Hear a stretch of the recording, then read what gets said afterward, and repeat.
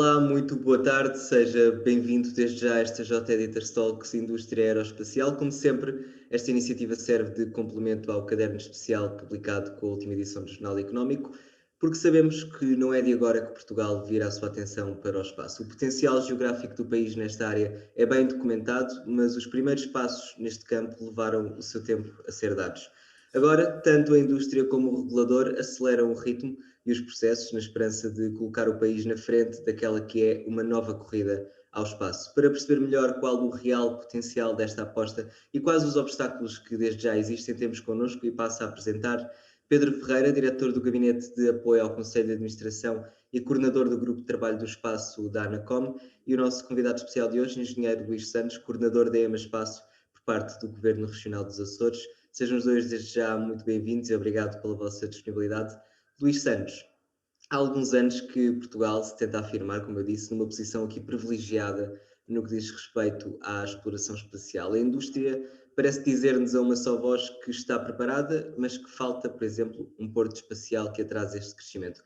Qual é o ponto de situação nesta matéria e o que é que pode ser feito para acelerar o processo? Muito boa tarde, obrigado pelo convite. De facto, sim, é verdade. Portugal, nos últimos anos, Portugal tem vindo a afirmar-se nesta indústria, e isso também se nota perfeitamente com o número de empresas que têm vindo a ser criadas, e o número de projetos que estas empresas portuguesas têm vindo a desenvolver, e o número de projetos que têm vindo a ser alavancados em Portugal, seja através da ESA, por exemplo, como através de outras instituições europeias e não só europeias, que de facto é algo novo nesta nossa economia nacional. E se bem que Portugal nos últimos anos, como disse o João, tem vindo a dar este salto novo, na verdade muito deve aos Açores, e aqui agora tenho que levantar bem a nossa bandeira da região, porque os Açores têm nos últimos anos, nos últimos 14 anos mais especificamente, têm-se constituído como uma entidade, uma entidade investidora nestes projetos, algo completamente único nesta altura, até esta altura, algo único no nosso país. Na verdade, este projeto do Porto Espacial é um projeto pensado há meia dúzia de anos. É um projeto que é um projeto muito, muito inovador. É um projeto que nós queremos que se faça muito rapidamente, mas é um projeto que, como sabem, no última tentativa, vou dizer assim, ficou-se por dois concorrentes que acabaram excluídos pelo júri. O ponto de situação deste projeto, de facto, isto tem sido também um momento de aprendizagem para nós. O anterior procedimento era muito exigente, temos que o dizer, a exigência que foi colocada aos concorrentes era enorme. Só para terem uma ideia, havia cerca de 197 itens, 197 itens para qualificação das propostas, e havia 11 itens de avaliação. Desses itens faziam parte itens técnicos, de implementação, do modelo financeiro, da organização industrial, do plano de gestão, da solução jurídica, etc. Qual é o ponto de situação? Respondendo à sua pergunta, João, o ponto de situação neste momento é o Governo Regional já iniciou um conjunto de tarefas para a constituição de um novo procedimento, um procedimento que nós queremos que seja mais competitivo, mas também um procedimento que nós queremos que seja de interpretação mais simples. Uma coisa o Governo Regional dos Açores não vai fazer, a senhora Secretária Regional já o afirmou publicamente em Santa Maria, e é público e vai ser notório no novo procedimento que vai ser lançado dentro dos próximos dias. O Governo Regional dos Açores não vai baixar a exigência nem ao nível ambiental, nem ao nível da utilização responsável do espaço. E, portanto, neste momento, o ponto de situação é este. Nos próximos dias vamos ter um novo procedimento lançado, e o Governo Regional tem uma equipa de trabalho já em funcionamento para rever todo o procedimento e para o adequar de acordo com esta explicação que acabei de dar. Muito obrigado, Luís Santos. Pedro Ferreira, qual então será aqui o papel da Anacom neste quadro mais vasto do ecossistema espacial? Muito bem, boa tarde e parabéns pela iniciativa. Bem, a verdade é que no contexto internacional atual das atividades espaciais, para se colocar Portugal no espaço, enfim, para desenvolver atividades espaciais, é preciso muito mais do que vencer a força da gravidade. Hoje em dia é preciso investimento, é preciso inovação, é preciso atrair clientes e neste momento há provavelmente mais do que 30 países a tentar competir neste mercado, pelo que as vantagens competitivas de cada um dos Estados ganham aqui um papel preponderante. E Portugal tem essas vantagens, tem uma localização, como ouvimos agora a Luísa falar dos Açores, uma localização estratégica muito boa, tem uma indústria inovadora, tem agora uma agência espacial a agregar também os interesses dos investidores e dos clientes do setor espacial nacional, e tem também, desde 2019, isto aí é parte da Anacom, também desde 2019 tem um quadro regulamentar que queremos ser competitivo e que poderá ajudar esta competitividade geral de Portugal no espaço. Porque há também uma competição jurídica, ou seja, as ordens jurídicas concorrem também neste mercado. E a prova disso é que, ao contrário de muitos outros setores em que a regulação normalmente aparece já para regular o mercado que existe, para regular empresas que já desenvolvem a sua atividade, aqui no setor espacial, muitos países dotaram-se de legislação espacial muito antes de terem atividades espaciais. Isso quer dizer que estão a tentar atrair empresas para lançar ou para desenvolver atividades espaciais a partir do seu território. E este é o caso de Portugal, primeiro com o Decreto-Lei 16/2009, 22 de janeiro, que cria, digamos assim, a Lei do Espaço, criou o quadro normativo, e depois o regulamento que foi desenvolvido pela Anacom em 2019, o Regulamento 697, e que já agora foi publicado no tempo previsto, e, portanto, a Anacom mostrou também o seu empenho para as atividades espaciais. E por isso o papel da Anacom neste contexto é, digamos, duplo. Primeiro, como regulamentador, por fazer as normas, criar as linhas de orientação, para criar as normas técnicas do futuro. E este regulamento que fizemos foi pensado exatamente para ser atrativo, é pouco burocrático, é simples, é rápido. Só para dar um exemplo, Portugal, por exemplo. Portugal aqui no continente, porque nos Açores há um regime específico, mas aqui no continente não estão previstas sequer taxas. Os operadores que queiram desenvolver a sua atividade podem pedir uma licença, mas nem sequer estão previstas taxas para cobrir os custos administrativos pela emissão dessa licença. E por outro lado, a Anacom também tem agora o papel de implementar o regulamento, criar novas normas técnicas, desenvolvê-las, porque, repare, estamos num contexto, num setor muito técnico, muito inovador, de grande rigor. As questões de segurança, também, como disse agora o Luís, são fundamentais salvaguardar. E por isso agora a Anacom cabe, de facto, este segundo passo, que é desenvolver e especificar mais essas normas técnicas. Muito obrigado, Pedro Ferreira. Luís Santos, como já aqui percebemos e como a comunidade científica já nos vem dizer há anos, o arquipélago dos Açores é visto como um território muito privilegiado para a exploração espacial. Contudo, há ainda algum ceticismo em torno da transformação de Santa Maria num porto espacial. Como é que responde o Governo Regional dos Açores a essas incertezas e dúvidas, e que impacto é que acha que virá a ter esta indústria aeroespacial na economia da região? Olha, João, relativamente a este ceticismo e à forma como o Governo Regional dos Açores está a responder a esse ceticismo, eu diria que é clarificando. Na verdade, o Governo Regional dos Açores já fez 4 sessões públicas. Infelizmente, as últimas 2 não foram públicas, abertas ao público, mas foram abertas aos representantes das várias entidades da Ilha de Santa Maria. Portanto, o Governo Regional já fez 4 sessões públicas, dizia eu, em Santa Maria, precisamente para responder aos anseios de informação que as pessoas têm. Nessas sessões continua a haver, ou até agora houve, um ponto comum. Há muita sede, e desculpa o termo, há muita sede em se conhecer a miúde o texto, por exemplo, do caderno de encargos do concurso. E eu gostava de referir aqui que o caderno de encargos não é público por um motivo único. É porque estávamos presentes, tínhamos presente um diálogo concorrencial, e o diálogo concorrencial, o caderno de encargos é feito com base nas soluções técnicas que os concorrentes entregam.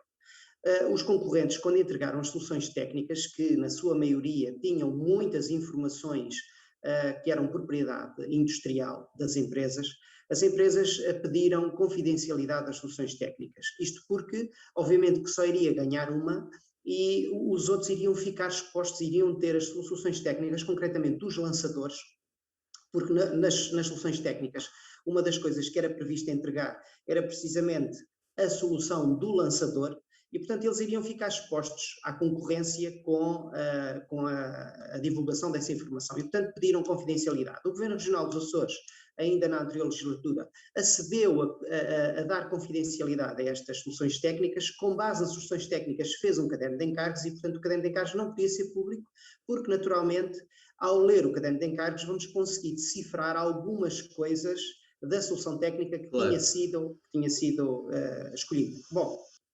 respondendo, como é que o Governo Regional responde a estas incertezas? Clarificando, através das sessões de esclarecimento e, naturalmente, através das nossas presenças em Santa Maria.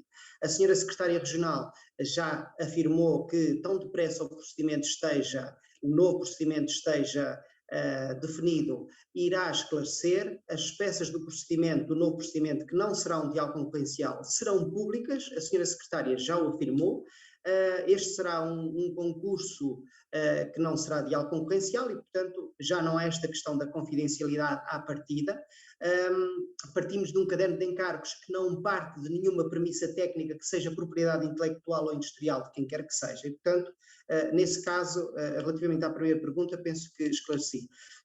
Relativamente ao impacto que nós esperamos que a indústria aeroespacial tenha ou crie na economia da região. Bom, nós sabemos, e basta ver os modelos financeiros que os concorrentes no anterior concurso nos entregaram, para perceber que esta atividade tem um enormíssimo potencial. Estamos a falar de um potencial que, de uma indústria que a médio e longo prazo pode criar recursos e pode estimular recursos ao nível do emprego qualificado, ao nível da indústria, da agricultura, das pescas. Portanto, estamos a falar de um negócio, vou dizer assim, de uma atividade que tem um enorme potencial, e quando eu digo enorme potencial, não falo só, isto é muito importante que eu diga, não falo só nem do número de empregos, nem dos impostos. Como disse o Pedro, os impostos até podem ser relativizados e até podem ser minimizados, porque o potencial desta atividade reside, em grande parte, no conjunto de atividades paralelas que se têm que desenvolver obrigatoriamente e que se vão desenvolver por via da existência de um porto espacial e de uma atividade como esta. E do elevado Luís Santos, a elevada demanda, aliás, por mão de obra. Exatamente, exatamente. Muito bem. Pedro Ferreira, a exploração espacial sabemos que não traz aqui só frutos na questão do estudo científico. Há inúmeras aplicações associadas a outras áreas, como é o caso das comunicações e da defesa, que hoje em dia são centrais na questão da indústria aeroespacial. Eu pergunto-lhe que desafios regulatórios é que já estão a ser abordados nestas matérias? De facto, estamos num setor que é dominado, direi, telecomunicações e defesa. Não me vou referir sequer à defesa. Na parte das telecomunicações, é verdade, representa provavelmente mais do que 50% do negócio espacial. E tem sido sempre assim, desde o início da exploração espacial. As telecomunicações têm estado sempre na linha da frente das atividades espaciais. E obviamente há aqui temos duas áreas que temos de distinguir. Por um lado, os chamados mercados downstream, portanto as telecomunicações, a observação da Terra, o reaproveitamento desses dados para inúmeros serviços e aplicações, e depois o que é o mercado espacial stricto sensu, que em Portugal são as atividades objeto de licenciamento, que são só duas, portanto é o lançamento e retorno, e o controle e comando de objetos espaciais no espaço. Referindo-me só a esta segunda vertente, porque obviamente a ANACOM também desenvolve aqui tem este duplo papel, também é o regulador do setor das comunicações eletrónicas e também nessa medida, portanto, gera, monitoriza o espectro radioelétrico fundamental para a operação dos satélites e também depois as atividades downstream se caírem dentro do mercado das telecomunicações. Quanto à parte espacial propriamente dita, bem, a verdade é que o nosso quadro regulamentar tem uma amplitude correta, aplica-se não só às atividades espaciais em Portugal, mas também às atividades espaciais perseguidas por operadores portugueses no estrangeiro. E, aliás, um dos casos que temos já agora em linha como possível licenciamento é de facto de um CubeSat português que irá ser lançado da Guiana Francesa, portanto será do estrangeiro e, portanto, também se aplica nesse caso, também será eventualmente uma licença nacional.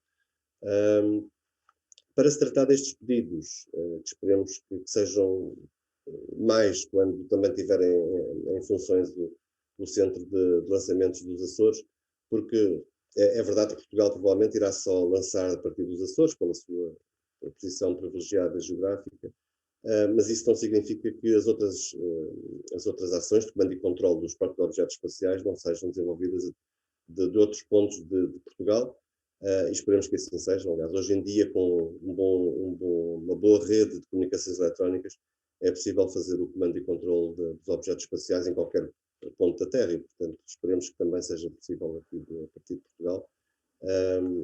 Claro que aí temos que entrar em linha de conta com outros aspectos, de qualificação também de pessoas, que eu penso que também está Portugal a apostar nesse campo, mas do ponto de vista da regulação, não vejo aí problema de maior em criar esses centros de comando e controle aqui em Portugal. Claro que agora, como já disse, é preciso desenvolver também conhecimento. A verdade é que não há conhecimento em Portugal nesta parte da regulação das atividades espaciais. E é preciso criar esse conhecimento, é preciso também implementar algumas ações, uma delas tem muito a ver com os Açores, embora haja dois quadros jurídicos, um para o continente e outro para os Açores, não queremos aparecer perante o resto do mundo como sendo, enfim, como burocráticos e criar aqui alguma complicação, e portanto a nossa ideia é criar uma plataforma do espaço em que todos os procedimentos de licenciamento ocorram dentro dessa plataforma. Estamos também a trabalhar nisso com o Luís Santos e com a equipa dele, para desenvolver essa plataforma. E também pensamos colaborar com os nossos congéneres internacionais, designadamente a FAA. No caso do continente, as regras, por exemplo, de segurança que nós estamos a seguir são as regras dos Estados Unidos. Eles têm uma grande experiência em lançamentos comerciais e achamos que é um bom exemplo a seguir. E pensamos também criar conhecimento através dessas colaborações com entidades internacionais. Muito obrigado, Pedro Ferreira. Luís Santos, que objetivos então tem o Governo Regional dos Açores para o Programa Espacial? Que perspectivas realistas podem ser traçadas neste momento e quais é que são aqui os principais obstáculos ao arranque dos projetos? Objetivos, perspectivas e obstáculos. Uma pergunta carregada. Sim. Os nossos objetivos são claros, porque o Governo da Região Autónoma dos Açores tem uma consciência muito clara sobre a importância não só desta atividade, como da importância que nós podemos ter nesta atividade e da importância que a nossa posição geoestratégica tem para algumas empresas para o desenvolvimento desta atividade. E, portanto, nós temos objetivos muito claros e por causa disso, o Governo da Região Autónoma dos Açores elegeu o espaço como uma das áreas prioritárias da governação neste 13º Governo. A prova disso é que, por exemplo, no programa do 13º Governo está prevista a criação de uma entidade espacial regional, uma entidade que deverá dar corpo, na verdade, e dinamizar todas as atividades relacionadas com o espaço, portanto, criar sinergias, alavancar projetos e implementar o outro ponto do programa relacionado com o espaço, que é a criação de uma estratégia regional para o espaço. Esta estratégia regional para o espaço quer-se que seja um documento orientador, um documento público, um documento de referência pública, que possa enquadrar todos os projetos espaciais que desenvolvam na região ou que tenham potencial de desenvolvimento na região. E, portanto, com base nestes dois itens, o Governo Regional dos Açores tem, e agora passo para as perspectivas, tem perspectivas muito boas, tem perspectivas, nós pensamos que temos aqui um horizonte temporal relativamente curto, temos que dar passos largos de forma célere, é certo, mas penso que o podemos fazer de forma sólida e de forma bastante assertiva. O que eu quero dizer com isto é que o Governo Regional dos Açores não põe em causa nem projetos que se possam desenvolver noutros sítios. Nós não estamos, o Governo Regional dos Açores não tem na sua estratégia uma lógica de concorrência ou de afirmação perante outros locais. Nós somos o que somos, temos o que temos, sabemos o nosso potencial, conhecemos bem as nossas capacidades e queremos fazer das nossas capacidades novas forças e que essas novas forças deem novos projetos que possam, acima de tudo, servir os açorianos e serem um motor de desenvolvimento da região autónoma dos Açores. E, portanto, estas são as nossas perspectivas.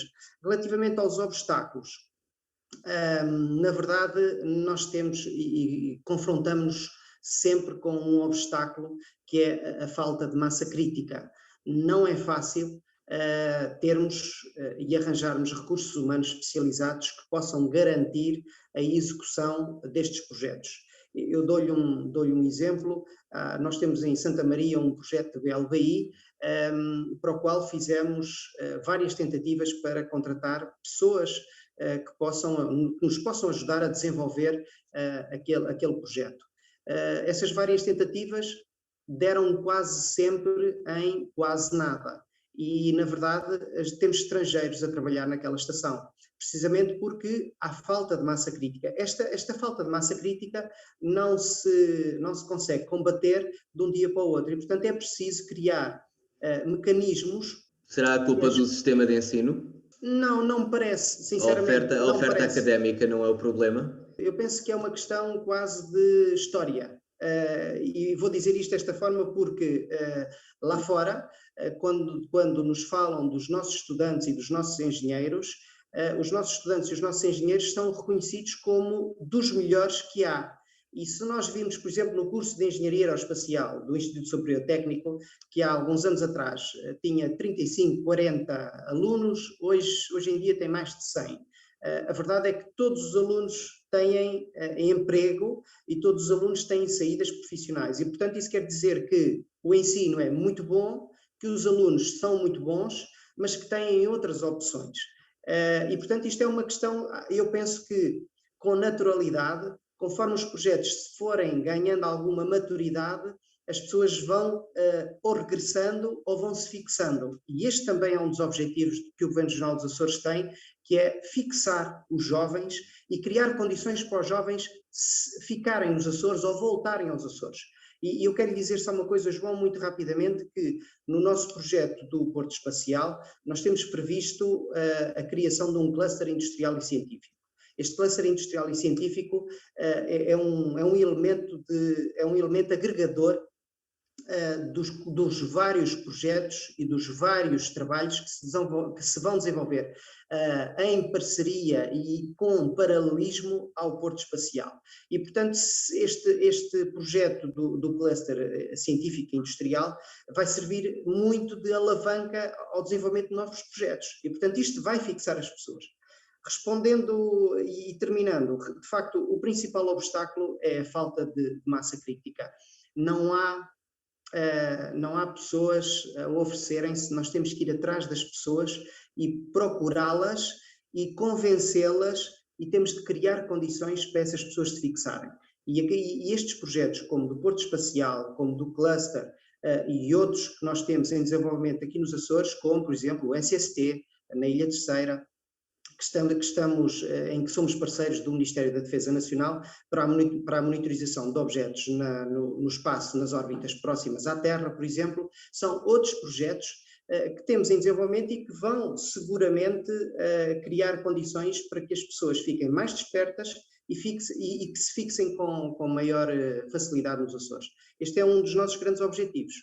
Muito obrigado, Engenheiro Luís Santos. Pedro Ferreira, para terminar, e porque já percebemos por esta conversa que colocar Portugal no espaço é aqui o mote da indústria e do Governo Regional, uma pergunta permanece por responder, contudo, quando é que podemos esperar essa realidade e o que é que, na sua opinião e na opinião da ANACOM, nos impede de ver crescer o projeto espacial?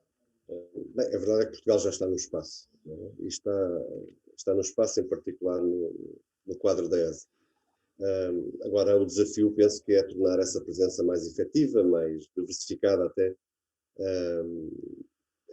O New Space, como se costuma dizer, trouxe de facto a este setor muitas empresas.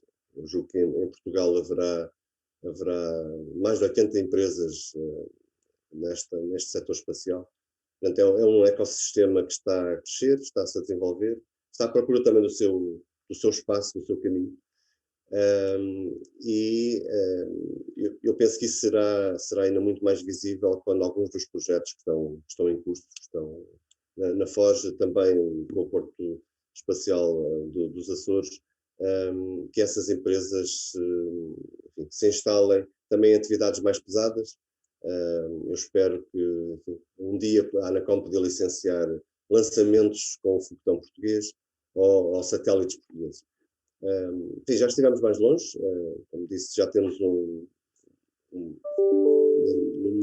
contactos com o Instituto Superior Técnico para a possibilidade de licenciar um CubeSat, que irá ser lançado da Guiana Francesa, provavelmente no próximo ano. Mas há outros projetos interessantes, também como o Space Rider, a possibilidade do Space Rider aterrar nos Açores. E esse será, com certeza, um desafio também para o nosso quadro regulamentar. É verdade que tudo isto só se consegue, e eu vou pegar um bocadinho na conversa que estava a ter há pouco com o Luís Santos, sobre os recursos. É preciso aqui, de facto, resolver a questão dos recursos. Eu penso que também aí, ou seja, na engenharia estamos bem, na indústria estamos bem, e agora vejo também com satisfação que noutras áreas também, no direito também, há faculdades de direito também já a dedicarem-se, a terem grupos dedicados ao direito espacial. Há faculdades de economia a dedicarem-se também já com programas dedicados à economia espacial. Penso também aí nessas áreas o setor espaço também está a aparecer, e bem, e será fundamental, enfim, conjugar todos estes esforços para pôr Portugal de facto no espaço e mantê-lo lá. Claro, tudo isto, só uma última nota, ainda falta um pormenor para que todo este quadro regulamentar esteja no sítio completo, que é a publicação de uma portaria sobre os seguros, porque de facto há um aspecto fundamental das atividades espaciais, é a segurança. A segurança exige, enfim, que estes riscos sejam cobertos. E uma vez essa portaria publicada, estamos com todas as condições para começar a licenciar atividades espaciais nacionais. Muito obrigado, Pedro Ferreira, e esperemos que assim seja, e cá estaremos certamente para conversar quando houver novidades e avanços nesta indústria tão promissora para Portugal. Muito obrigado mais uma vez, Pedro Ferreira e Luís Santos, pela vossa disponibilidade e por se terem juntado a nós nesta conversa. Muito obrigado. Muito obrigado também a si que esteve desse lado. Já sabe que pode ver e rever estas e outras JE Editors Talks na JE TV, no Facebook e no YouTube do Jornal Económico. Tenha uma boa tarde.